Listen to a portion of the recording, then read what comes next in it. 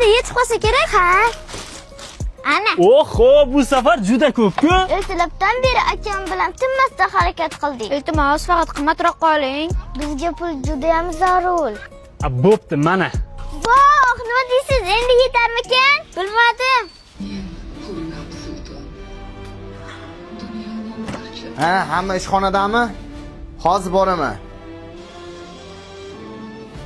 Voy bechora, xurram bo'lib qoldi. Dadajon qarang. Akam bilan baklashga terib pul ishlab keldik. Nima? Senga pul yetishmayaptimi, qizim? Yo, nimadir olmoqchimisan? Serialga tikilmasdan bolalarga qarasang o'lasanmi? Bakalashni sotib pul ishlab yuribdi.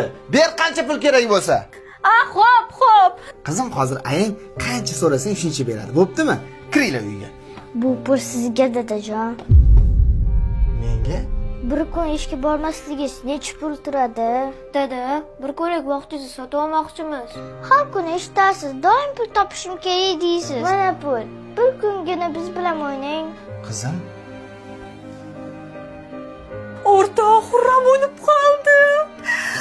Ayjon, sizni ham serialdagi qanaqadir qahramonga qayorishingizni emas, bizga g'amxo'rlik qilishingizni xohlaymiz.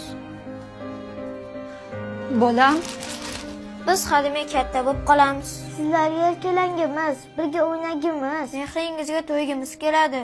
men ko'proq pul topay deb. Dadajon, bizga ko'p pul kerak emas. Bizga shunchaki ota-ona mehri kerak. Sen yiqilgan toshlarga men bosh ursam qaniydi?